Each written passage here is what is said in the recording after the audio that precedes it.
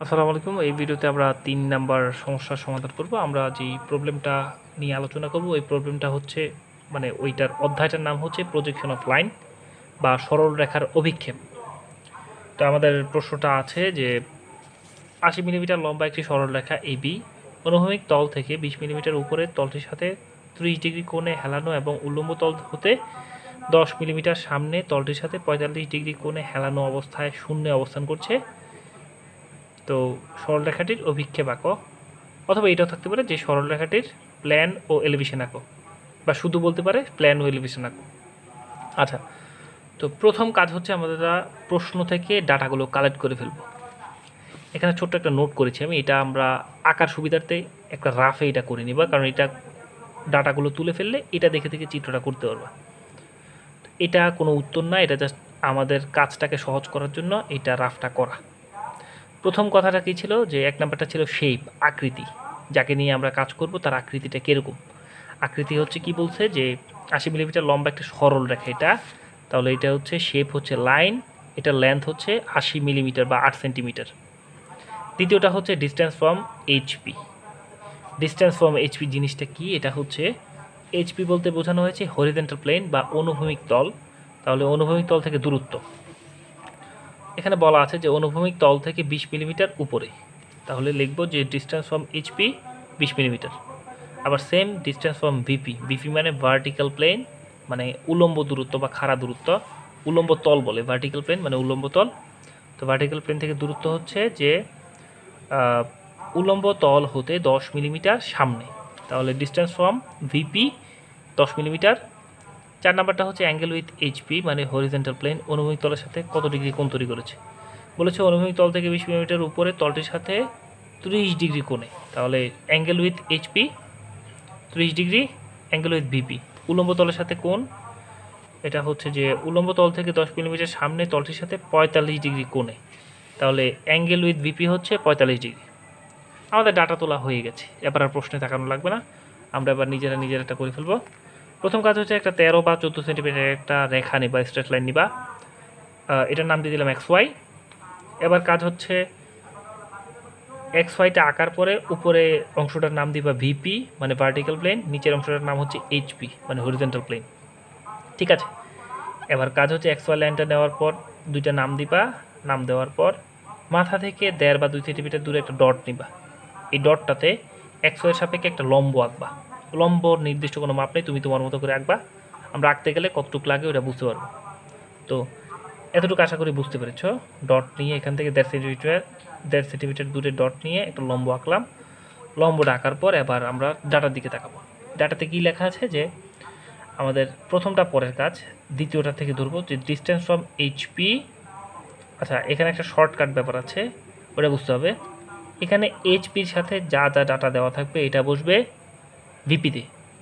VP কোথায়, VP হচ্ছে x ওয়াইয়ের উপরে, মানে এক্স ওয়াইয়ের উপরে কাজ হবে। কি বলেছি, এইচপির সাথে যা ডাটা আছে এটা বসবে এক্স ওয়াইয়ের উপরে মানে ভিপির সাথে, আর ভিপির সাথে যা ডাটা আছে এটা বসবে হচ্ছে এক্স ওয়াইয়ের নিচে মানে এইচপির সাথে। আমরা করলে বাকিটা বুঝতে পারবো। তো প্রথম কাজ কি, ডিস্টেন্স ফ্রম শেপের ব্যাপারটা পরে, ডিস্টেন্স ফ্রম এইচপি ২০ মিলিমিটার। কি বলেছি, যেটা এইচপির সাথে আছে ওইটা বসবে ভিপির সাথে, এইচপির সাথে যা তথ্য আছে এটা বসবে এক্স ওয়াইয়ের উপরে মানে ভিপির সাথে। তাহলে কত, distance from HP ২০ millimetre, ২০ millimetre মানে ২ সেন্টিমিটার।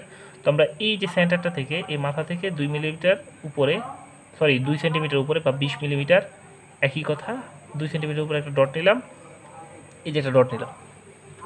আবার সেম এরপরে দেখব যে ডিস্টেন্স ফ্রম ভিপি 10 মিলিমিটার বা ১ সেন্টিমিটার, এটা বসবে কোথায়, ভিপির যা আছে তথ্য এটা বসবে এইচপিতে মানে এক্স ওয়াইয়ের নিচে। তাহলে এখান থেকে ১০ মিলিমিটার বা ১ সেন্টিমিটার দূরে একটা ডট নিলাম। আশা করি বুঝতে পেরেছি যতটুকু। এখানে একটা ডট, এখানে একটা ডট। এবার কাজ হচ্ছে এক্স ওয়াই থেকে সমান্তরাল করে এই ডট মানে এই বিন্দুটাতে একটা লাইন নেব, এক্স ওয়াই সমান্তরাল করে এই বিন্দুটাতে আরেকটা লাইন নেব। আমরা এক্স ওয়াইয়ের প্যারালাল করে উপরের বিন্দুটাতে আর নিচের বিন্দুটাতে দুইটা লাইন টানলাম। এবার কাজ হচ্ছে যে আমাদের এই যে এখানে একটা কথা ছিল না, যে তোমার একটা মিনিট, মাথাটা বাঁকা হয়ে গেছে, একটু মাথা রাখি। সোজা করে রাখতে হবে। আচ্ছা, এবার কাজ হচ্ছে যে প্রথমে কি বলেছে, অ্যাঙ্গেল উইথ এইচপি 30 ডিগ্রি, এইচপির সাথে আছে, তাহলে বসবে কোথায়? ভিপিতে। 30 ডিগ্রি অ্যাঙ্গেলে আছে, কে আছে 30 ডিগ্রি অ্যাঙ্গেলে? এই যে শেপ, মানে একটা লাইন 8 সেন্টিমিটার বিশিষ্ট একটা লাইন এইচপির সাথে 30 ডিগ্রি অ্যাঙ্গেলে আছে। তাহলে এইচপির সাথে যে আছে সে বসবে কোথায়? ভিপিতে, মানে এক্স ওয়াইয়ের উপরে। তাহলে এই বিন্দুতে 30 ডিগ্রিতে হবে। এখান থেকে 30 ডিগ্রি ডট দিয়ে দিলাম।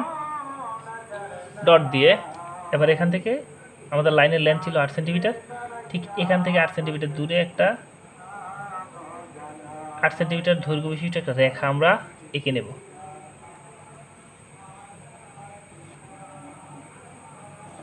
ঠিক আছে?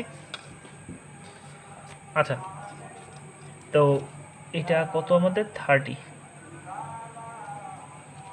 আচ্ছা, এবার সেকেন্ড যে লেখাটা ছিল ওটা ছিল হচ্ছে angle with VP 45 degree, 45 degree. 8 centimetre রেখাটা ভিপির সাথে 45 ডিগ্রি কোণ উৎপন্ন করেছে। কি বলেছিলাম? যেটা ভিপির সাথে থাকবে এটা বসবে কোথায়? এইচপিতে। তো এখানে 45 ডিগ্রি হবে।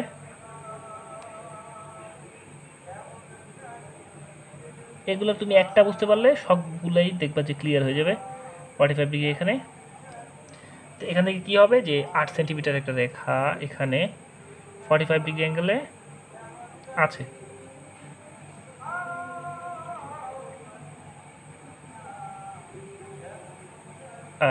আমাদের এটা আঁকা হয়ে গেছে।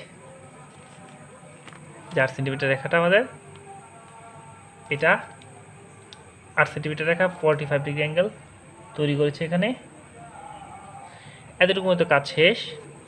এবার কাজ হচ্ছে আমাদের এই ঠিক এই মাথাটাতে এবং এই মাথাটাতে এক্স ওয়াই লাইনের প্যারালাল করে, মানে সমান্তরাল করে দুইটা রেখা আঁকবো।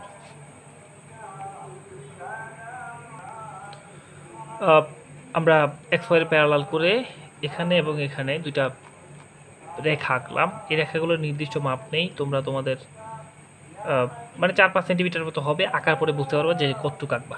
এগুলো আসলে স্পেসিফিক কোনো মাপ নেই, এগুলো আঁকার পরে বোঝা যায়। এবার কাজ হচ্ছে যে এই মাথা থেকে ভার্টিক্যাল একটা রেখা, মানে এই বিন্দুটাতে একটা লম্ব আঁকবা, এই বিন্দুতে একটা লম্ব আঁকবা, একে ঠিক এই রেখা পর্যন্ত আনবা। আচ্ছা, এই রেখাগুলো নাম দিয়ে দেয় পি কিউ, এটার নাম হচ্ছে এস, আর এটার নাম হচ্ছে আর, আর এস পি কিউ। এই বিন্দুটাতে একটা লম্ব আঁকবা নিচের দিকে, এটা আসবে ঠিক আর এস পর্যন্ত। আবার এই বিন্দুটাতে একটা লম্ব আঁকবা, এটা যাবে ঠিক পি কিউ পর্যন্ত। আমরা এই বিন্দুতে একটা লম্ব এঁকে আর এস রেখা পর্যন্ত আনলাম, আবার এই বিন্দুতে একটা লম্ব এঁকে পি কিউ রেখা পর্যন্ত আনলাম। এবার কাজ হচ্ছে যে আমাদের এই বিন্দুতে বসিয়ে এটার পরিমাণ দূরত্বটা নিলাম, পিকে কেন্দ্র করে এটা সমান ডিস্টেন্স নিয়ে একটা বৃত্তচাপ বা আর্ক আঁকলাম।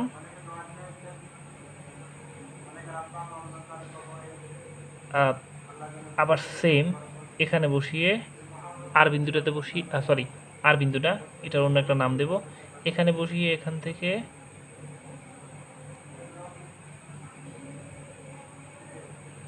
আরেকটা বৃত্তচাপ আঁকলাম। তোমার আঁকা যদি সঠিক হয়ে থাকে তাহলে দেখবা যে এই বিন্দু এবং এই বিন্দু যোগ করলে অটোমেটিক এক্স ওয়াই লাইনের সাপেক্ষে এই রেখাটা পারপেন্ডিকুলার হয়ে যাবে।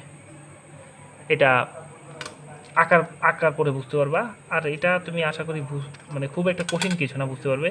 অনেকে প্যারালাল করা মানে সমান্তরাল করা, তারপর বিভিন্ন কোণ আঁকা, এগুলো অনেকে বোঝে না। তোমাদের জন্য আমি বলবো হচ্ছে যে তোমাদের একটা গুরুত্বপূর্ণ শর্টকাট নামে একটা ভিডিও আছে চ্যানেলে, ওইটা দেখলে আশা করি বুঝতে পারবে।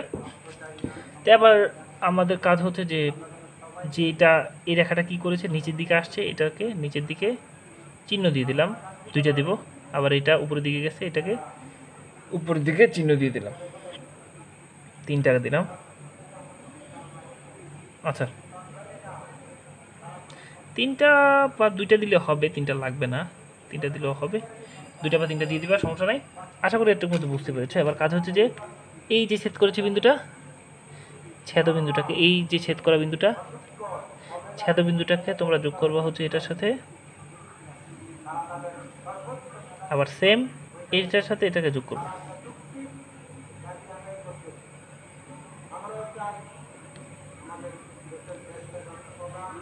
আচ্ছা, আমাদের আঁকা প্রায় শেষ। এবার কাজ হচ্ছে এটার মেজারমেন্টটা দেখাতে হবে, মানে এই রেখাটার দূরত্ব ছিল কত, 8 সেন্টিমিটার, এটার দূরত্ব 8 সেন্টিমিটার। আমাদের এতটুকু আঁকা হয়ে গেছে। এবার আমরা কি করলাম, জাস্ট এখান থেকে এটা দূরত্বটা 8 সেন্টিমিটার, ওইটা আমরা দেখাই দিলাম। আবার সেম এটা থেকে এটা দূরত্বটা 8 সেন্টিমিটার, এটাও দেখাই দিলাম। আঁকার সময় একটু খেয়াল রাখতে হবে, মেজারমেন্টটা দেখাবো যেটা খেয়াল রাখতে হবে যেন এই রেখার সাপেক্ষে এটা লম্ব আকারে হয় আর কি। এটা ঠিক এমনভাবে আঁকবা। আবার ঠিক এই রেখাটার সাপেক্ষে যেন এই অংশটা লম্ব আকারে হয়, এটা এই রেখাটার সাপেক্ষে যেন এটা এই দাগগুলো লম্ব আকারে হয়, ওইটা এইভাবে আঁকবা আর কি। আচ্ছা, আশা করি বুঝতে পেরেছ। এবার লাস্ট কাজ হচ্ছে যে এইটাকে আর এটাকে যোগ করে দেবা। কি বলেছিলাম, যদি তোমার আঁকাটা সঠিক হয় তাহলে দেখবা যে এই রেখাটা এক্স ওয়াই লাইনের সাপেক্ষে অটোমেটিক পারপেন্ডিকুলার আকারে মানে লম্ব আকারে হয়ে যাবে। ওটা যোগ করে দিবা। তোমার এটা ভুল হওয়ার কথা না, কারণ চিত্রটা খুবই সহজ। লাস্ট কাজ হচ্ছে আমরা নামগুলো দিয়ে দেবো, কাজ এখনো শেষ হয় নাই। এ বি, B1, B3, এটা হচ্ছে B2। তো এটা লিখবা হচ্ছে A1, এটার নাম হচ্ছে A1। AB দুটোর নাম হচ্ছে A আর AB দুটোর নাম হচ্ছে A1। তাহলে A1 আর B3, A1 আর B3, A1 আর B3 is the plan. Bangla ভাষণ লিখবা A1 B3 ই হচ্ছে প্ল্যান। তারপরে AB is the elevation. Bangla ভাষণ লিখবা AB হচ্ছে এলিভেশন। এলিভেশন হচ্ছে এই যে AB এই রেখাটা, আর প্ল্যান হচ্ছে A1 B3 এই রেখাটা। তো আশা করি বুঝতে পেরেছ। ধন্যবাদ সবাইকে।